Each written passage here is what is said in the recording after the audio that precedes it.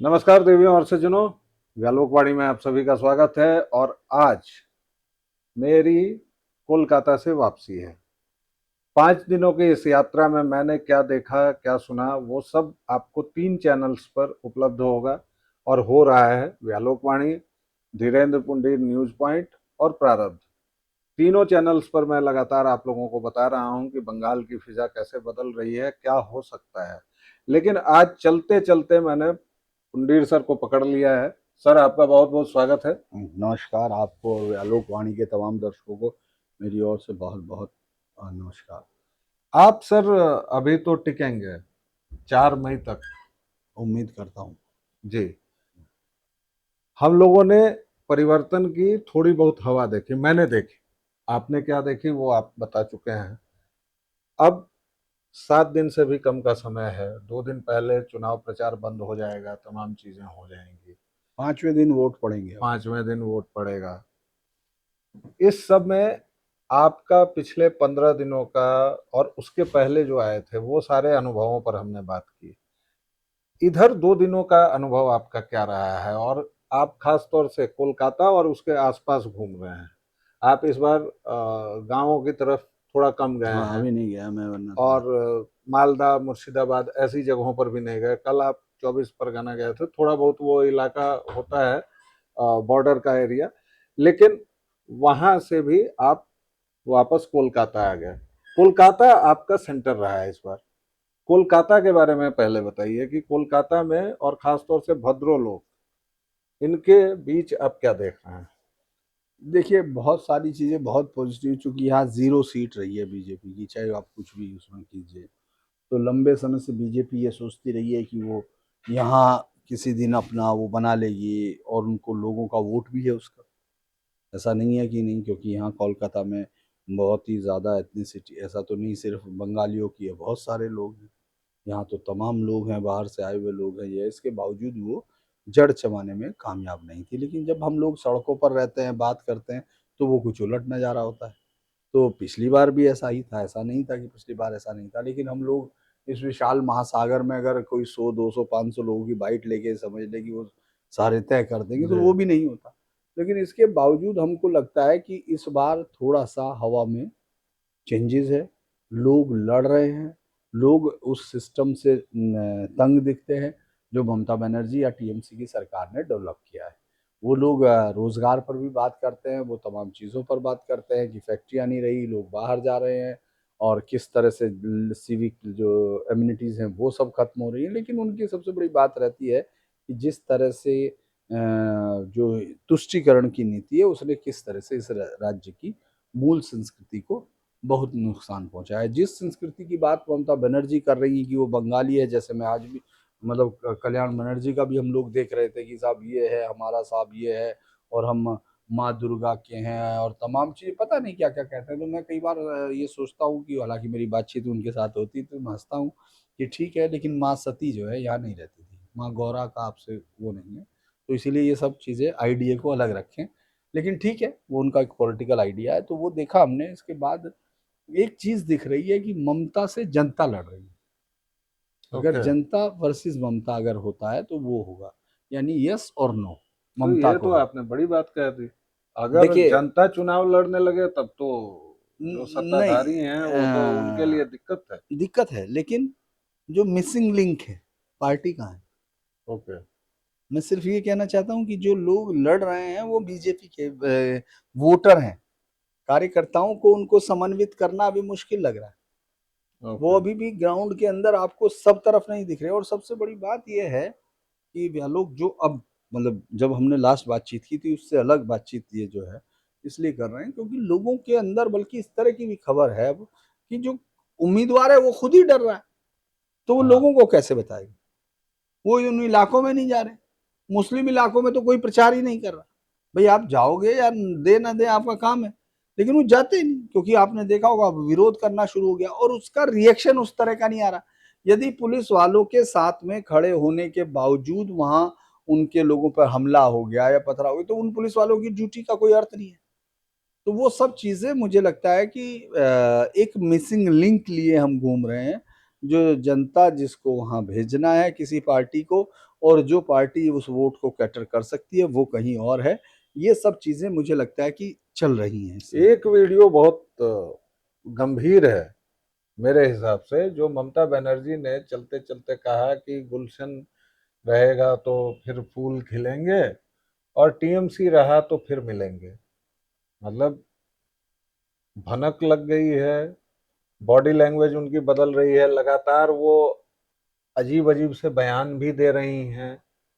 और इस बयान का क्या मतलब है, एक तो ये, और दूसरा ये कि भाजपा के पास आपने कार्यकर्ताओं का संकट बनाया है। एक दूसरी बात ये भी आती है, और दूसरा संकट, कि अगर भाजपा आ भी गई तो जिस तरह कम्युनिस्टों का पूरा बेस शिफ्ट हुआ था टीएमसी में, और सीधी सी बात रही कि फिर कोई परिवर्तन नहीं हुआ क्योंकि सत्ता वही, लोग वही। तो क्या ये भाजपा के साथ भी हो जाएगा? और फिर मतलब मैं थोड़ी दूर की बात कह रहा हूँ, लेकिन इन दोनों सवालों को कैसे देखा जाए? देखिए, एक तो ममता बनर्जी इस तरह की भाषण शैली वो रहती है उनकी। याद होगा पिछली बार, अगर दर्शकों को याद नहीं है तो उनको कहना चाहिए जरा सा टाइप करके देखें। वो जो मंच पे सुनाने लगती थी, दुर्गा 10 जी प्रहर जी धारणी, ओला बोला पता नहीं क्या क्या को कहती थी, याद होगा। जी जी। बोम्बा मुम्बा गोम्बा गोम्बा, गोम्बा। तो याद है ना वो सब चीजें। तो वो उनका एक संवाद करने का शैली का अपने लोगों के साथ। क्योंकि देखिए, ममता बनर्जी पर्चा चर्चा खर्चा तीनों में यकीन रखती है। मुलायम सिंह जी का बहुत अच्छा आदर करती थी और मुलायम सिंह से ही राजनीतिक सीख उनके पास है। तो वो पर्चा खर्चा चर्चा सबकी है और इस तरह की चीजें इस्तेमाल करती रही हैं। हाँ, स्ट्रेस जरूर मतलब दिख रहा है, लेकिन हम उनको, चूंकि उनको जब हम लोग परिभाषित करते हैं तो जीत और हार के बाद ही करते हैं। जब वो या जी तो जीतें या हारें, तो इसीलिए हम उसके हिसाब से अपने मनोस्थिति के हिसाब से उनको देखते हैं। लेकिन बहुत ज्यादा चेंज नहीं है, चूंकि ये बातें निकल रही हैं तो स्ट्रेस है, क्योंकि वो 294 सीट पर मुकाबला कर रही है। क्योंकि एक घटना 2011 की है, जब बुद्धदेव भट्टाचार्य घूम रहे थे, मुख्यमंत्री थे, और उनका मुकाबला किससे था? उनका मुकाबला था उनके ही सेक्रेटरी से, जी जो उनके सेक्रेटरी थे मनीष गुप्ता। जी वो उस समय चुनाव टीएमसी से लड़ रहे थे। तो उसके बाद एक सवाल के बाद पत्रकार ने उनसे कुछ कहा था उस दौरान, तो उन्होंने कहा कि यार हमको वो समझते हो इतना मूर्ख कि हमको पता नहीं हमारी सभाओं में जो आ रही हैं तो क्या भीड़ है, वो उसका मैसेज क्या है, यही हम जान के बड़े हुए। तो ममता बनर्जी उस मैसेज को देख रही होंगी, जरूर देख रही होंगी, लेकिन वो ये जानती हैं कि उनके पास आखिरी लाइन क्या है। वो, आप सोचो कि बहुत सारे लोग अभी तक बीजेपी के अंदर अभी आए हैं और अभी उनको पद चाहिए। वो इन राइट। सब चीजों को वो देख रही है, तो ये एक बड़ी चीज है। लेकिन जनता, चूंकि मैंने ये कहा कि वो जनता के मिजाज को समझ रही है कि जनता जो है अब टीएमसी के खिलाफ, जो एंटी इनकम्बेंसी है, अगर पिछली बार ज्यादा थी तो इस बार और ज्यादा हुई होगी ना, तो ऐसा तो है नहीं कि। और रही बात कार्यकर्ताओं की, जब सत्ता बदलती है तो कार्यकर्ता हमेशा नई पार्टियों में आते हैं, ये कोई नई चीज नहीं है, लेकिन उनका वो बदल जाता है, टोन एंड टेनर बदलता है। क्योंकि आपने बंगाल वहां भी देखा, बिहार में बिहार ऐसा में तो भी था नहीं देखा। कि वो जो जी पूरा नया काडर भर्ती किया था नीतीश कुमार ने, वही सेम काडर था, वही सारे जी लोग थे, वही लोग उनके यहाँ आ गए थे। लेकिन उन्हीं लोगों ने, क्योंकि उनको मालूम था ये पार्टी का डिसिप्लिन रहेगा, इससे ज्यादा आप जाएंगे तो निपटेंगे। उसी तरह से जब योगी आदित्यनाथ 2017 में आए तो उन्होंने यूपी थोड़ी बदला। जी भाई कोई कार्यकर्ता थोड़ी बाहर से लाएंगे, उसी आबादी में से लेना है ना, और उसी आबादी में वही पॉलिटिकल पार्टीज है, वही पॉलिटिकल लोग हैं। तो वो आपके साथ शिफ्ट करते हैं, बशर्ते आप पार्टी की लाइन का अपना ख्याल रखें। तो लोगों को डर ये रहता है जो आपने टीएमसी में, क्योंकि टीएमसी के लिए ये इजी करना था वह लोग, क्योंकि वो एक ऐसी पार्टी से हायर कर रही थी जिसने ताउम्र जो है सेंट्रल के खिलाफ काम किया। यानी जिसने, जब यहाँ इस देश में कुछ भी होता था, छाता खोल के खड़े होने वाले कम्युनिस्ट बीजिंग और मास्को की बारिश में यहाँ हुआ करते थे। जो बुद्धदेव भट्टाचार्य, वो जो ज्योति बासु है, वो उस समय मुस्लिम लीग के समय भी वहाँ यूथ में वो थे, और उन्होंने जी। यहाँ पर रेडियो चलाया था, बीजिंग रेडियो। राइट। तो इसलिए वो सिस्टम वो था। अब ये नहीं हो सकता, क्योंकि बीजेपी सेंट्रल की पार्टी अगर वो आएगी तो इसके बावजूद आप बहुत ज्यादा खेल नहीं कर पाएंगे। तो ये इन लोगों का डर जो है, वो इसीलिए पिछली बार से इस बार आप देखेंगे जो टर्न आउट है उनके टिकट कम हुए, इसीलिए ओके। आप उनके बारे में जानते एक हैं। आखिरी मैं दो तीन पॉइंट्स आपको दे रहा हूं जिसको लेके आप कंक्लूड करें इस बातचीत को, क्योंकि आप बहुत घूमे हैं।